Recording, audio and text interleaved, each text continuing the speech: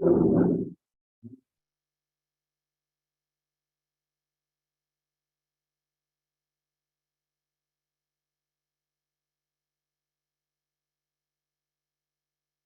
all.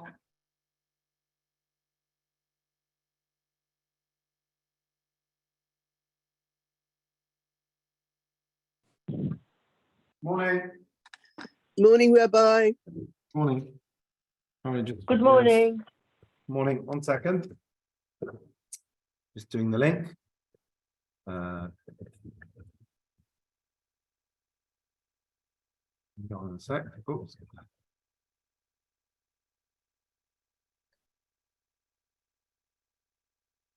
that on right? 1 second. Oh, it's quiet today. Hi, Beryl. Okay. Iris, right. See if anyone else is coming on. We'll give them a minute or two. Here, just Beryl and me. At the moment, so it would seem. We'll give it a minute, see if anyone else comes on.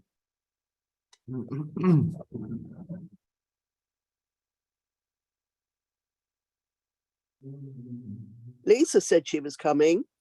Yeah. Pam and Julian can't. I can't Yeah, remember right. what Brenda said. We'll give them a minute. We'll give them 1 minute.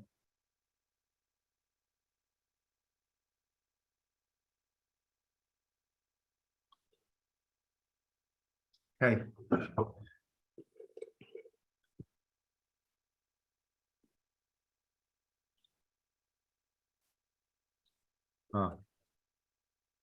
Got a very noisy fan in the background. Can anyone hear it? No. No. Right. No?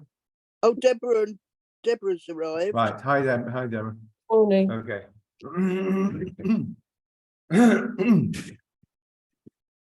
Okay. Let's see.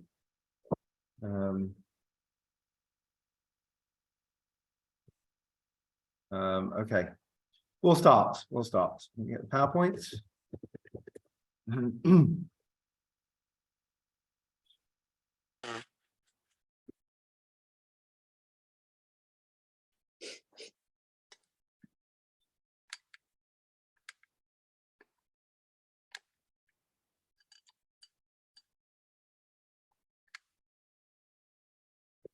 Okay. Nearly there. Bunch of regulars missing. Never mind. Let's start. Okay. Right. So it's Chokas Balak this week. Double Parsha, quite a long one actually. So here we go. Oops. 1 second. What's going on?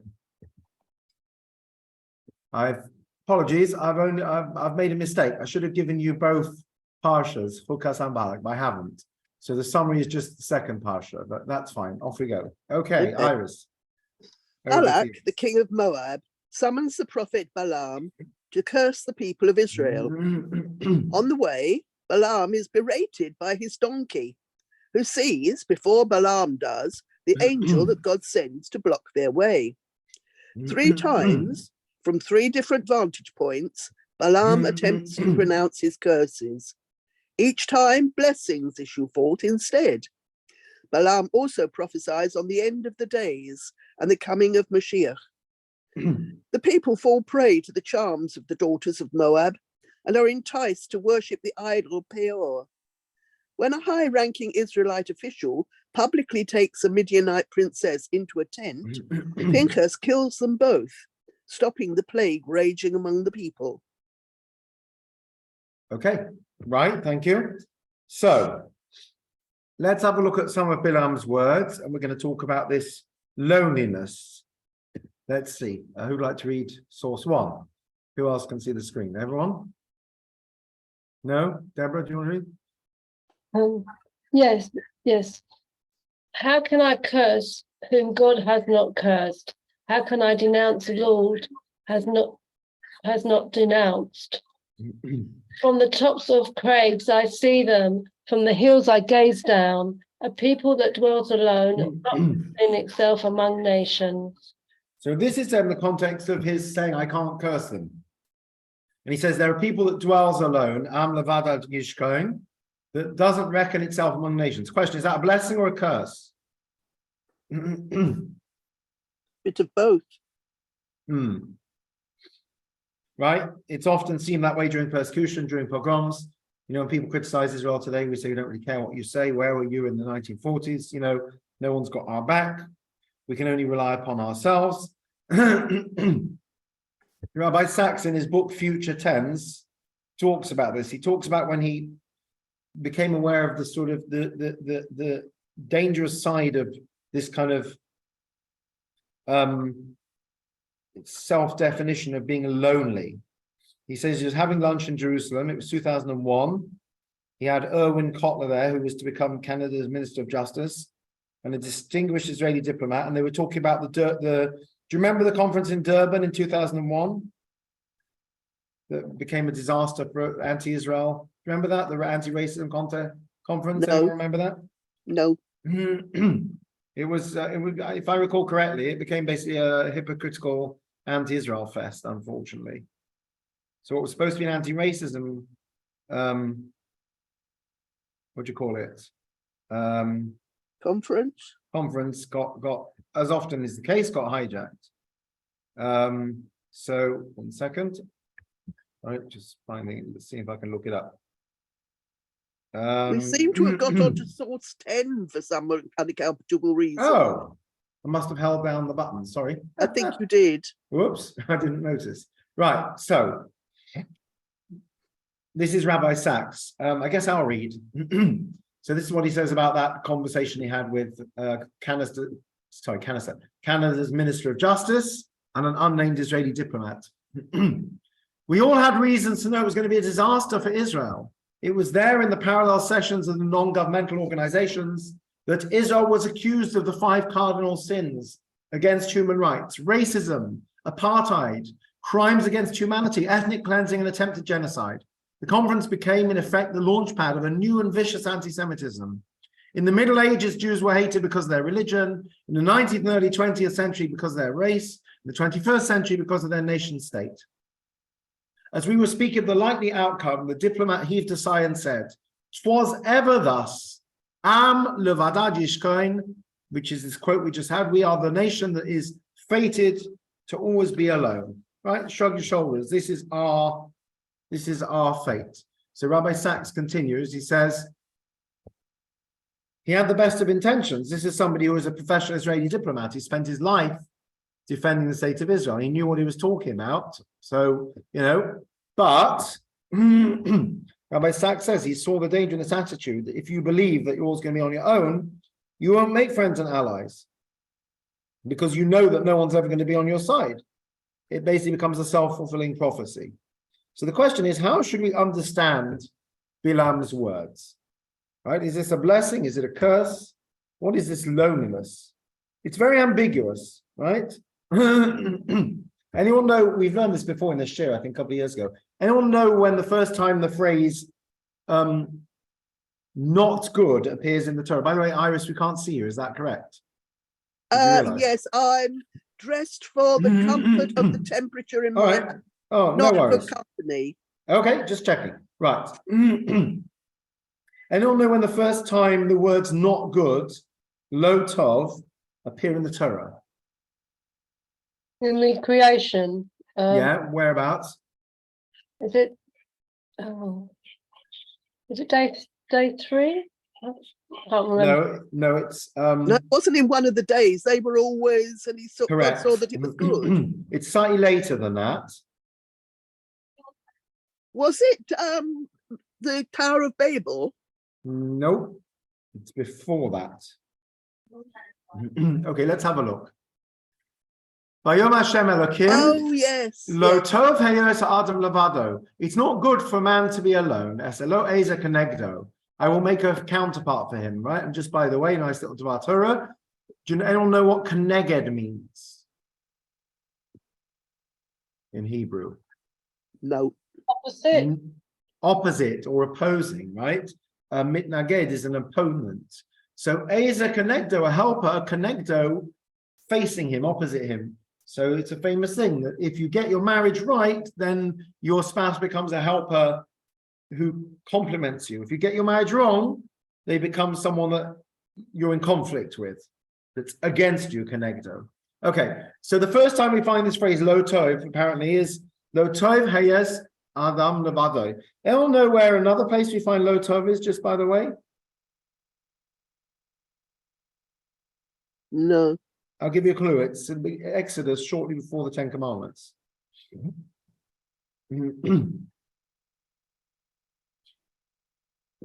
It's Yisro says to Moshe, "Vayomer Chosein Moshe elav lo tov hadavar asher ata oseh." This thing you're doing is not good. What's the thing he's doing that's not good?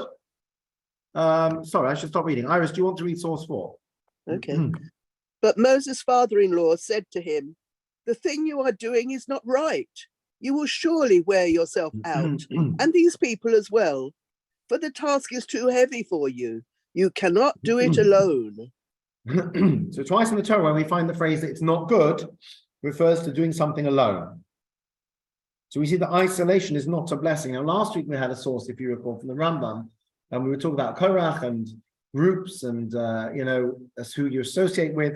We had a quote from the Rambam saying, if you couldn't find a good chevra, that's better to just be on your own. And we said that's not the ideal, that's very much the exception. Okay, there's another phrase. So that's talking about people being alone. There's another phrase also in Israel, modern Hebrew. So when people were traveling during quarantine or quarantining, the phrase they use in modern Hebrew is bidud. Bidud means in quarantine, right? What do they call it? What do they call it here? Isolation? Yeah, isolating is bidud, to be on your own. Badad, right? This is the original quote we had from this week's Edra. Am Yoshev Badad, a person, that's a nation that's dwelling on its own. So where do we find this phrase Badad? So the first place is talking about the Metzora,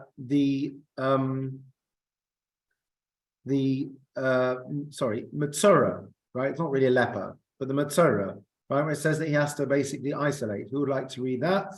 Guess we're back to Deborah. Beryl, you don't have the visuals, do you? You're on the phone, right? I don't think you can. Yeah. So Deborah, would you like to read? The person I shall. haven't got visual. Yeah, okay. So yeah. So just checking. So Deborah will read the source. The person shall be impure as long as the disease is present. Being impure, that person shall dwell apart in a dwelling outside the camp. Right.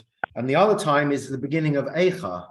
Here, I'll read this. Eicha Yoshva Badad. Alas, the city sits alone that was once great with people. So it's not a great thing, this loneliness business, right? Twice in the Torah we find not good being used in connection with doing something on your own. And the phrase Badad, alone, which is the phrase that Bilam uses, is used in a negative sense. There is one place that occurs in a positive sense. Can you think of anyone that maybe it would be a good thing to be alone?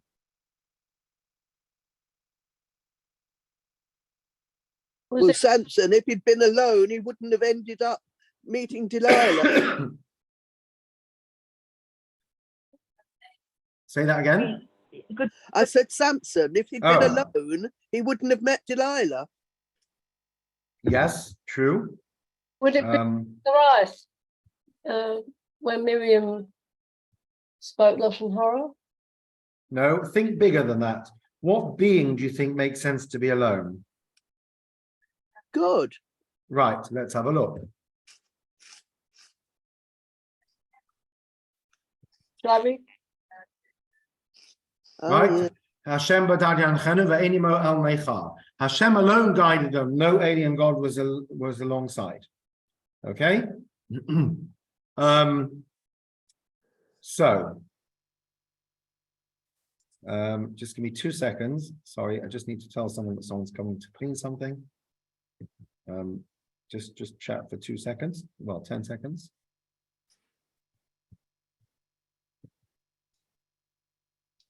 Sorry.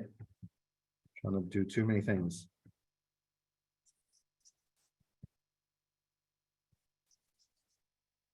Okay. So the only one that dwells alone is God, right? But for us, for obvious theological reasons. Now, question.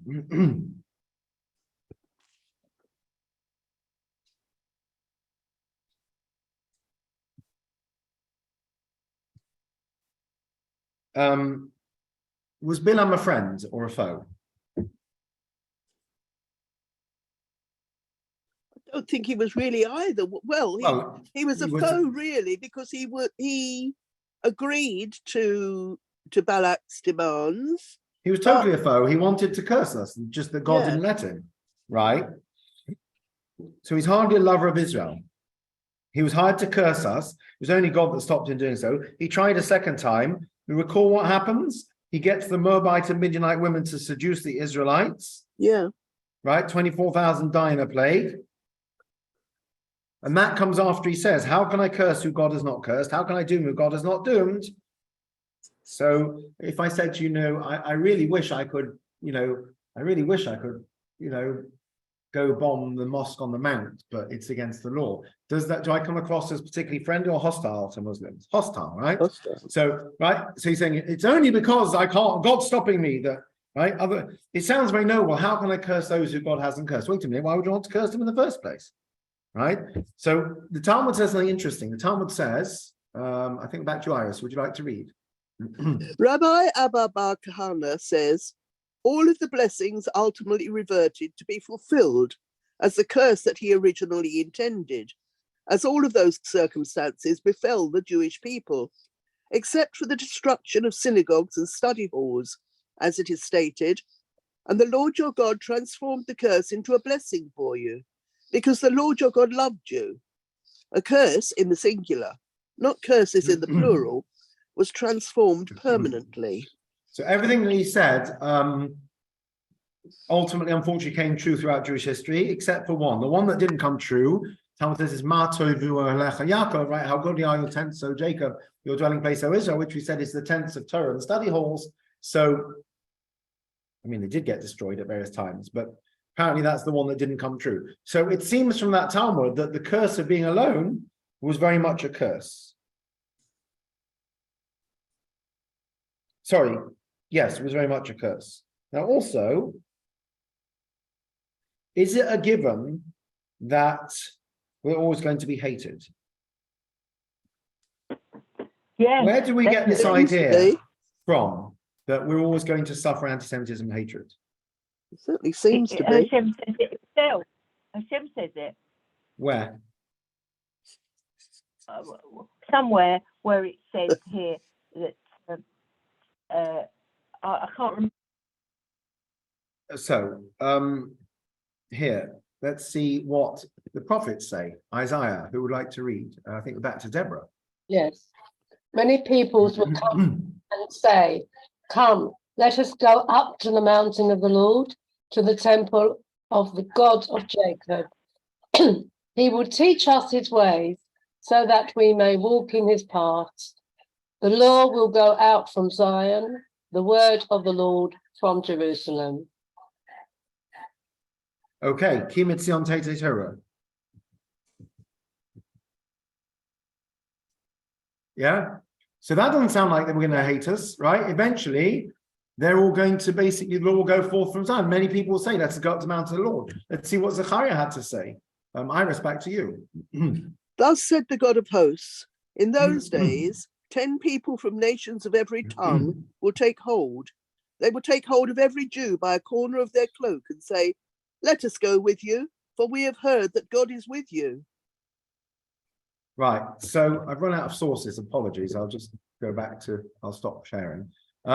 So these sources from Tanakh don't seem to suggest that we are doomed to be always hated, right? That the Bilam's curse is necessary, that we will be a despised, hated people. Now, aren't those last two about the days of Mashiach? Okay, but the point is we're not going to be hated forever. There will come a time when we're not hated. So, where does this idea that it's just our destiny to be hated? So, I didn't put the source up, but Rabbi Shimon Bar Yochai says in the Talmud in Shabbat, he, by the way, didn't trust the Romans very much. He didn't like the Romans. The Romans were identified with Esav and Edom. The Talmud says that's why he went into hiding. So he said, halacha it's a well-known halacha that Esav hates Jacob, right?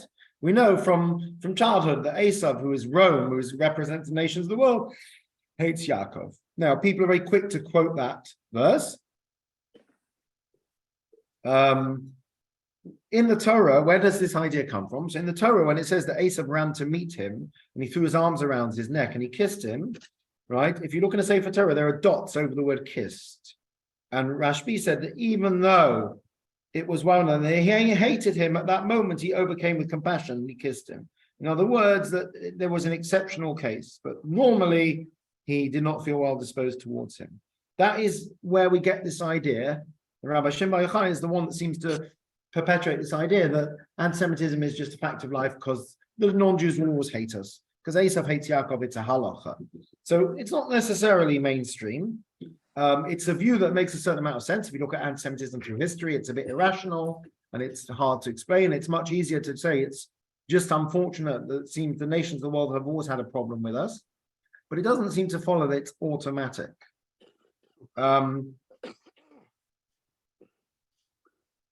It's times of despair we've tended to fall back on that. Is anti-Semitism something that's inevitable? Is it something that's totally beyond comprehension? You know, it often, different times, it was theological. What do they call it? What's the name for someone accused of killing God? Christ killers? What's the name? There's a long name for it. Or it was social and economical in Germany in the 30s. It wasn't totally irrational. The problem is that if we live by this mantra that we're a people that dwells alone and that we're hated by Esav and we're a leper and we're a pariah, then we'll end up, it becomes a self-fulfilling prophecy, right? We'll never care what anyone else thinks. We'll never care to make alliances or build friendships or, you know, because we won't care because everybody hates us anyway, right? Which is the mentality in certain quarters, yeah? It doesn't matter what we do. They're always going to hate us. Okay? So what does it mean then, a peaceful that dwells alone, if it's not quite a curse? So is a loner, what is a loner? You know, to talk about lone wolves, or someone was a loner, it can often mean someone's possibly criminal. But then it can also, you could say someone stands alone, right? In standing up for something. So a people that dwells alone doesn't have to mean a people that is despised and is, you know, a pariah. It could mean people that have their own moral code, people who are prepared to be different, people who are prepared to stand up for what they believe. They will stand on their own even if nobody else stands with them. Right?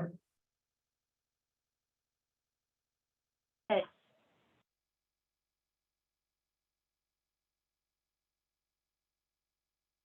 So what does it mean that we're not reckoned among the nations then?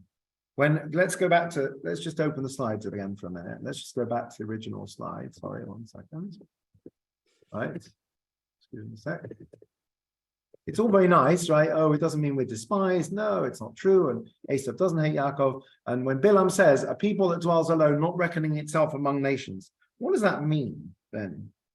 So Rabbi Shimshon Raphael Hirsch has an interesting suggestion. Are we a religion or a race or an ethnic group? What's the answer? A bit of each. You're right, you're right, you're right, and you're right too, right? Yes, no, yes, no, yes, no.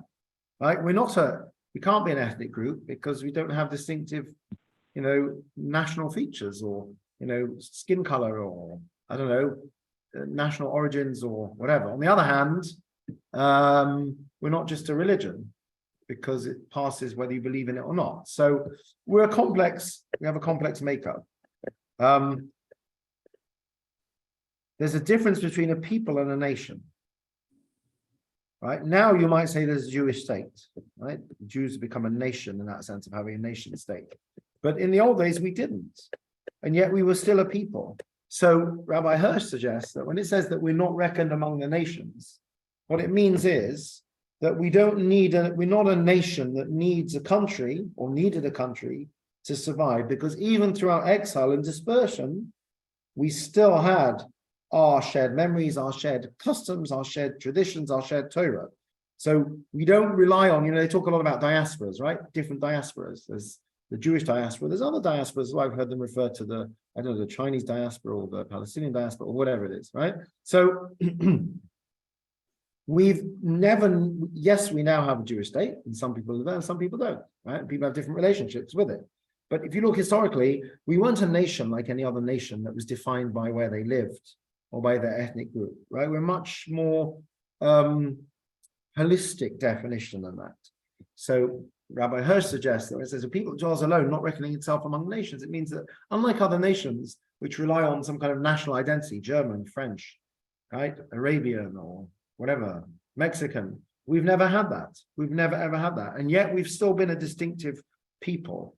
We've been a people without a homeland. It's probably quite unusual.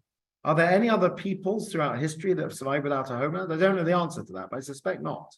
Well, we did have a state. We did have a nation in the time of David and Solomon. Yes, but for 2,000 years we didn't, but we still survived in exile. Yeah. We survived by being a people that's not like other nations. Other nations rely on having a nation state. I don't know any other nation that's lost its national identity as basically become extinct, right? The Romans or the Ottomans, right? They don't really exist anymore. The Did have Vikings. one to look back on, to remember, and to look forward to the same again. Yes, we definitely had hope. That's very true. But just in terms of how we understand this, right? The first glance is it's a curse. A people that dwells alone that doesn't consider itself like the other nations. So it's actually can be a blessing. Dwelling alone means we're not afraid to be on the right side of history, even if we're the only people holding out.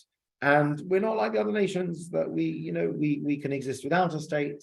We have a peoplehood, we have a certain identity that transcends even nowadays, right? Israel is a big part of some people's lives, and obviously some people believe very strongly it should be.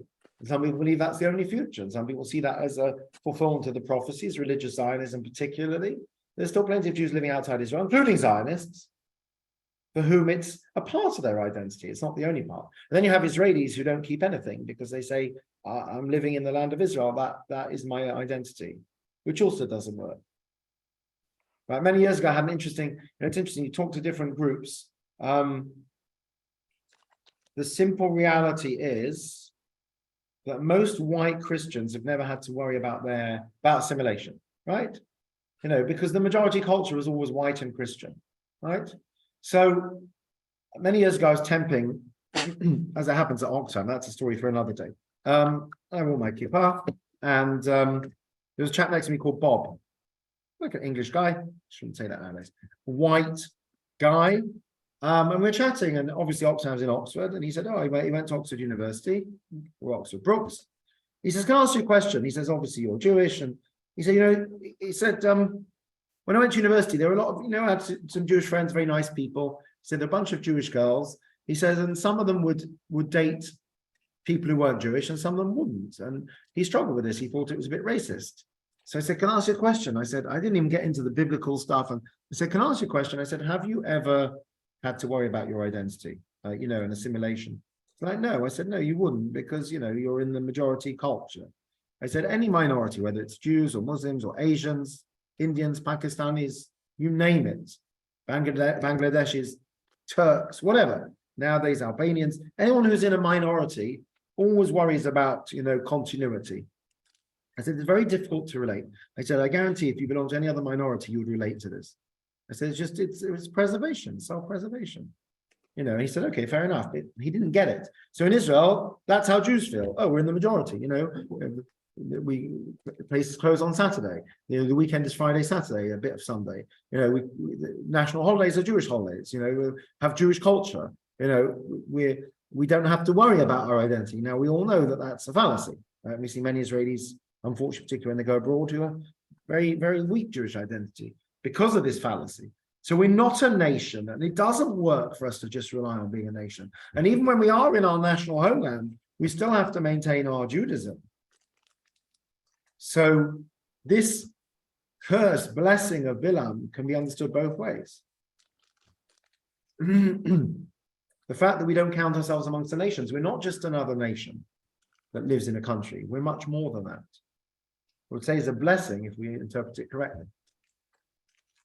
But this loneliness, this, being unique, right?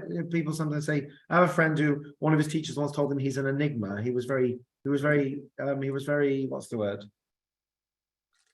touched by that. Now, you could say that's a bit cheeky, it sounds a bit disrespectful. I think they meant it in a positive way. So, you don't just follow the mold, you're different. You're an enigma. You're different. Difference is okay, difference is good. Sometimes people get very hung up. We don't want to appear different because, I don't know, other people feel threatened by it. But it's actually a good thing. Anyway, it's slightly shorter share today, but that's basically it. I'm done. Hi, Lisa. Any questions or comments? Just what you said about the bigger question. Yeah. Alone because we've all got Hashem. So although you say as a nation we are, but you've still got Hashem. Yes, that's true as well. That's obviously what kept us going was the Torah, right? We've got the Torah, we've got the people, we've got God, and we've got the land, right? These are all different components of our identity. Right? We never stopped praying, facing Jerusalem when we pray, even in exile, right? That's always been on our, as long as the Jewish heart beats, we look to the east, right? Yes. We've always had Torah, we've always had God. You're right, absolutely. So these are all things that give us constancy. But so we're not a typical nation. We don't work like other nations. And we've survived we're the only Asian culture, I think, that survived, particularly without a homeland. I know there was always Jewish settlement in Palestine, fine, but it wasn't what it is today. Excuse me. Anyway, there we go. Right, well, it's a small crowd today, so we'll let everyone off early. Nice to see you all. Let off for good behavior. Thank you, Rabbi Weinberg. All right, lovely to see you. Have a good week, everyone. And you, Rabbi. Thank you. And Mazel Tov to Bear. Thank you. Just finished his exams. Okay, thank you. When does he get the results? In August? Oh, I think it's August. Yeah, I think so. Yeah. So it's a worrying time for kids of that age, waiting for the results. So it quite spoils the holiday. I remember my own. Okay, thank you, Rabbi. Yeah. Okay, take care. Bye.